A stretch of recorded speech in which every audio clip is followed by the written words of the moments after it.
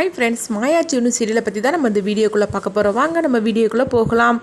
சீனு அவங்க தீர்த்து கட்டுறதுக்காக கார்த்தி ரவுடிகள் எல்லாம் ஏற்பாடு பண்ணி வச்சிருக்கிறாங்க. மாயா அங்கே வந்துருந்தாங்க. தயவு செய்து சீனு விட்டுருங்க அப்படின்னு சொல்லி கெஞ்சிட்டு இருக்கிறாங்க. அப்போ உன் கண் முன்னாடியே இப்போ நான் அவனை என்ன பண்ணுறேன் பார் அப்படின்னு சொல்லிட்டு நெருப்பு வைக்கிறதுக்காக போகும்போது இப்போ சீனு யாராவது காப்பாற்றுங்கன்னு சொல்லி கத்திக்கிட்டு இருக்கிறாங்க. நீ எவ்வளோ கத்தினாலும் சரிதான், யாருமே இங்கே வரமாட்டாங்க அப்படின்னு கார்த்தி சந்தோஷப்பட்டு சிரிச்சிட்டு இருக்கும்போது கரெக்டாக பார்த்தோம்னா கருப்பசாமி வந்துருந்தாங்க. வந்ததுமே அந்த ரவுடிங்கள் எல்லாத்தையும் போட்டு அடின்னு போட்டு அடிக்கிறாங்க. அடித்து மாயாவையும் சீனுவையும் காப்பாற்றிருந்தாங்க. அப்போ கருப்பசாமி அங்கேருந்து போயிடவும் சீனு கண்முழிக்கிறாங்க. அப்போ மாயா பக்கத்தில் இருந்துக்கிட்டு சீனு கண்முழிச்சிட்டே வா சீனு நம்ம போகல அப்படிங்கும்போது உடனே நான் எங்கே இப்படி வந்தேன் அப்படின்னு சொல்லிக்கிட்டு இந்த இடத்துக்கு எப்படி வந்தேன் அப்படின்னு கேட்கவும் உடனே மாயா சொல்கிறாங்க, நீ எப்படி வந்தேன்னா எனக்கு தெரியாது, ஆனால் உன்னை காணலைன்னு சொல்லிட்டு நான் தேடி வந்தேன், அப்போ தான் இதெல்லாம் நடந்துச்சு அப்படிங்கவும் உடனே சீனு பார்த்தோம்னா மாயாவை தப்பாக புரிஞ்சுக்கிட்டுதாங்க. இது எல்லாத்துக்கான நீ தானே, நீ நல்லவன்னு நிரூபிக்கிறதுக்காக இந்த மாதிரிலாம் ஏற்பாடு பண்ணியிருக்கிற, நீயும் கதிரை சேர்ந்துட்டு அப்படிங்கவும் அப்போ மாயா அழ ஆரம்பிச்சிருந்தாங்க. என்ன சீனு நீ இப்படிலாம் என்னை பற்றி தப்பாக பேசுகிற, நான் அப்படிலாம் செய்யக்கூடிய ஆளாக கேட்கும்போது நீ செய்வ, நீயும் கதிரை சேர்ந்துக்கிட்டு தான் இந்த மாதிரிலாம் செய்துட்டு இருக்கிறீங்க, நீ என்ன பண்ணாலும் சரிதான், என்கிட்ட நீ நல்ல பேர் மட்டும் வாங்கவே முடியாது அப்படின்னு சொல்லிட்டு திட்டிட்டு இருக்கிறாங்க. அடுத்து பாட்டியை தான் காட்டுறாங்க. பாட்டி இங்கே மாயாவை தேடுறாங்க. என்ன மாயாவையும் காணலை சீனிவையும் காணலை, தனா நீ மாயாவை பாத்தி அப்படின்னு கேட்கும்போது ஆமாம் நான் ஒன்றும் பார்க்கல அப்படின்னு தனா கோபத்தோட சொல்லும் போது ஐயோ கருப்பசாமி வேறு இப்போ ஊரை சுற்றி வர்றதுக்காக போயிருக்குது, இவங்க ரெண்டு வரையும் வேறு ஆளை காணலை அப்படின்னு சொல்லிட்டு இருக்கும்போது சீனுவும் மாயாவும் வந்துருந்தாங்க. ரெண்டு வரையும் எங்கே தான் போனீங்க அப்படின்னு பாட்டி கேட்கவும் உடனே அவங்க சீனு எரிச்சலோடு இருந்துட்டு இருக்கிறாங்க. அப்போ கருப்பசாமி வந்துடுவோம். உடனே பாட்டி சொல்கிறாங்க, கருப்பசாமி யார் கையில் வச்சிருக்கிற அந்த பொங்கலை சாப்பிட போதே தெரியல, அவங்க சாப்பிட்டாதான் இந்த குடும்பத்துக்கே நல்லது நடக்க போகுதுன்னு அர்த்தம். கருப்பசாமி யார் தட்டில் உள்ள சாப்பாடு, அந்த சாப்பாடுனா அதாவது பொங்கல் வச்சிருக்கிறாங்க, பொங்கலை சாப்பிட போதே தெரியல, எல்லாரும் அந்த தட்டில் பொங்கலை எடுத்து வைங்க, கருப்பசாமி இப்போ வந்துடும் சொல்லும் போதே கருப்பசாமி வந்துடுது. அப்போ கருப்பசாமி அவங்க ஆடிட்டு இருக்கிறாங்க. சாமி ஆடிட்டு இருக்கும்போது அங்கே பார்த்தோம்னா தன கையிலையும் பொங்கலை வச்சிருக்கிறாங்க ஒரு தட்டில், அது மாதிரிக்கு மாயா கையில், அது மாதிரிக்கு ஊர் மக்கள் எல்லாருமே அவங்கவுங்க தட்டில் அவங்க செய்து அந்த பொங்கலை வச்சிருக்கிறாங்க. அப்போ கருப்பசாமி பார்த்தோம்னா மாயா கையில் இருக்கிற அந்த தட்டில் உள்ள பொங்கல் எடுத்து சாப்பிடவும் இதை பார்த்ததுமே சந்தோஷப்பட ஆரம்பிச்சிருந்தாங்க பாட்டியும் மாயாவும். அடுத்து பார்த்தோம்னா தன தட்டில் இருக்கிற பொங்கலையும் எடுத்து கருப்பசாமி சாப்பிடவும் தனாவும் சந்தோஷப்பட ஆரம்பிச்சிருந்தாங்க. அப்போ கருப்பசாமி சீனுக்கிட்ட சொல்கிறாங்க, உனக்கு கிடைச்சிற பொண்டாட்டி நீ ரொம்பவே கொடுத்து வச்சிருக்கணும், அந்த மாதிரிக்கு ஒரு பொண்டாட்டி தான் உனக்கு கிடைச்சிருக்கிறா, எக்காரணத்தை கொண்டு இவளை நீ கைவிட்டக்கூடாது, நீ இவளை மட்டும் கைவிட்டுட்டேன்னா அவ்வளோதான், இவன் உனக்கு கிடைச்ச பொக்கிஷமாக்கும் அப்படின்னு சொல்லிட்டு இருக்கிறாங்க.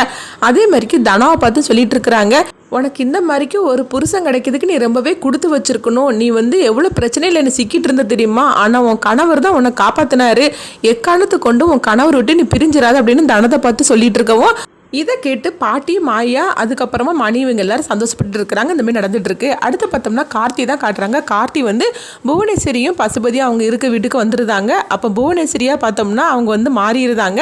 இது கார்த்தி தீபத்தில் நடித்த மைதிலி தான் இப்போ புவனேஸ்வரியாக மாறிட்டாங்க. அவங்க புவனேஸ்வரி பார்த்தோம்னா பலார்னு கார்த்தி கணத்தில் அரைகிறாங்க.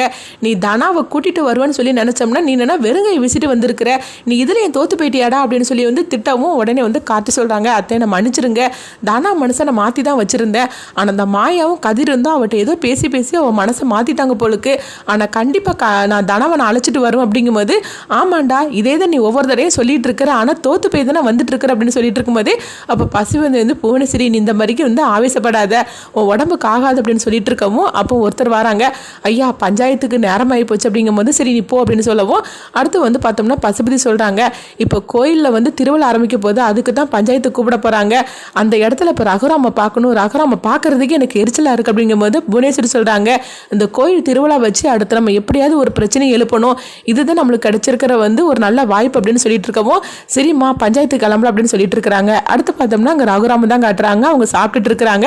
அப்போ ஜானகி ஓரமாக நின்று பார்த்துட்டு இருக்கும்போது ஜானகி கையால் சாப்பிட்டு அதை ஞாபகப்படுத்திட்டு இருக்கிறாங்க. அதனால அந்த சாப்பாடு வேண்டாம்னு சொல்லி அவங்க கை கழுவிட்டு போகும்போது அப்போ ரகுராமோட அம்மா கேட்குறாங்க, என்னப்பா சாப்பிடாம கை கழுவிட்டா ஒரு வயது நான் சாப்பிட்ருக்கேன் அப்படிங்கும்போது இல்லைம்மா எனக்கு டைம் ஆயிடுச்சு நான் பஞ்சாயத்துக்கு கிளம்புறேன்னு சொல்லிட்டு அவங்க போகவும் உடனே அவங்க ரகுராமோட அம்மா சொல்கிறாங்க, இத்தனை நாளாக ஜானகி கையாலேயே சமைச்சு சாப்பிட்டுட்டாம்ல, இந்த டேஸ்ட் அவனுக்கு பிடிக்கல போலுக்கு, அதனால தான் அவன் சாப்பிடாமே போகிறான் அப்படிங்கவும் இதை பார்த்துட்டு பத்மாவும் பார்வதியும் அதிர்ச்சி அடைகிறாங்க. அப்போ பத்மாவும் பார்வதியும் பார்த்தோம்னா நேராக கிச்சனுக்குள்ளே போகிறாங்க. என்னக்கா இங்கே என்ன நடக்குன்னே தெரியல அப்படின்னு சொல்லும் போது சரி ஊருக்கு போனவங்களாம் என்ன ஆனாங்கன்னு ஒன்றும் புரிய மாட்டேங்குது அப்படின்னு சொல்லிட்டு இருக்கும்போதே பார்த்தோம்னா மணி அவங்க எல்லாரையும் கூப்பிட்டுட்டு வந்துருந்தாங்க. அப்போ பத்மானு வாசலன்னு கூப்பிடவும் சொல்லவும் உடனே பத்மாவும் பார்வதியும் வராங்க. என்ன வந்துட்டீங்களா அப்படின்னு சொல்லிட்டு எரிச்சலோட இருக்கும்போது, ஆமா பசங்களை எல்லாம் கூப்பிட்டு வந்திருக்கிறேன், இப்போ ஆரத்தி எடுத்துட்டு வா அப்படிங்கும்போது, ஆமா இவங்க கெட்டக்கு ஆரத்தி ஒன்று தான் கேடு, பேசாம வீட்டுக்குள்ள வாரீங்களா இல்லையா அப்படின்னு சொல்லிட்டு கோவத்தோட போகவும், சரி வாங்க இவ ஆரத்திலாம் எடுக்க மாட்டா அப்படின்னு சொல்லிட்டு வீட்டுக்குள்ள போறாங்க. உடனே ஜானகி பாக்குறாங்க, என்னம்மா எல்லாம் நல்லா இருக்கிறீங்களா, நல்லபடியா வந்து கோவில் திருவிழாலாம் முடிஞ்சு அப்படின்னு சொல்லி கேட்டுட்டு இருக்கவும், ஆமா எல்லாம் நல்லபடியா முடிஞ்சு அப்படின்னு சொல்லிட்டு இருக்கிறாங்க. அடுத்து பார்த்தோம்னா தனா சொல்றாங்க, எனக்கு ரொம்பவே டயர்டா இருக்கு, நான் ரூம்ல போய் ரெஸ்ட் எடுக்க போறேன்னு சொல்லிட்டு போறாங்க. அதே மாதிரிக்கு சீனுவும் பார்த்தோம்னா எனக்கும் ரொம்ப டயர்டா இருக்கு, நான் ரெஸ்ட் எடுக்க போறேன்ட்டு சொல்லிட்டு போறாங்க. அப்போ வந்து கதிர்கிட்ட வந்து ஜானகி கேட்குறாங்க, தனாவோட மனசு கொஞ்சமாவது மாறிச்சா கதிர் அப்படிங்கும்போது, அவ்வளோ சீக்கிரம் எங்கத்தான் மாறும், கொஞ்சம் கொஞ்சமாக தான் மாற்றணும், பரவாயில்ல நான் அது வரைக்கும் நான் வெயிட் பண்ணுறேன் அப்படின்னு சொல்லிட்டு கதிர் போகிறாங்க. அடுத்தவங்க பார்த்தோம்னா பத்மாவை தான் காட்டுறாங்க. பத்மா வந்து மணிக்கிட்ட வராங்க. நீங்கள் என்ன வால் பிடிச்சிட்டே அவங்க கூட போனீங்களா, நீங்கள் நினச்சதெல்லாம் சாதிச்சிட்டிங்களா என்ன, எப்படியாவது என் பையன் மனசை மாற்றிடலான்னு சொல்லிட்டு தானே போனீங்க, நீங்கள் நினச்சது நடந்து போச்சா அப்படின்னு சொல்லி கேட்கவும், ஆமாம் பத்மா நான் நினச்ச மாதிரிக்கு நடந்துருச்சு தான், அவன் மனசை மாறிட்டான் அப்படிங்கிறாங்க. இது கிட்டதுமே மாயா அதிர்ச்சி அடைகிறாங்க. என்னமாம்மா சொல்கிறீங்க அப்படிங்கும்போது, நீ சும்மா இரு மாயா அப்படிங்கிறாங்க. உன் பையனை பாரு, உன் பையன் நெஞ்சில மாயான்னு பச்சை குத்தி வச்சிருக்கான் அப்படிங்கிறாங்க. இதை கேட்டதுமே பத்மா ஆவேசத்தோட போகிறாங்க. என்ன சீனு நீ என்ன மனசு மாறிட்டே, என்ன அவள் பண்ணினதெல்லாம் மறந்து போயிட்டியா, உன் நெஞ்சில் அவள் பேரை பச்சை குடுத்தி வச்சிருக்கேன்னு கேட்கும்போது, அப்படிலாம் ஒன்றும் இல்லாமல் அப்படிங்கிறாங்க. நீ காட்டு அப்படின்னு சொல்லவும் உடனே பார்க்குறாங்க மாயான்னு எழுதிருக்கு.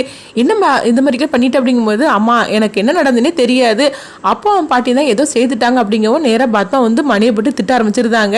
என் பையன் அவ்வளோ சீக்கிரமாக மனசை மாறிட்டான், நீங்களும் உங்கள் அம்மாவும் சேர்ந்து அந்த மாதிரிலாம் பண்ணியிருக்கிறீங்க அப்படிங்கிறாங்க. அடுத்து பார்த்தோம்னா மாயாவுக்கு அவங்க ஃப்ரெண்டு ஃபோன் பண்ணுறாங்க. தானா ஒரு தப்பான முடிவு எடுத்துட்டா அப்படின்னு சொல்கிறாங்க. இதை கேட்டதுமே மாயா அதிர்ச்சி அடைகிறாங்க. இப்படி தான் இந்த எபிசோட எடுத்துகிட்டு போகிறாங்க. அடுத்து என்ன நடக்கும் சொல்லி நம்மளும் வெயிட் பண்ணி பார்க்கலாம்.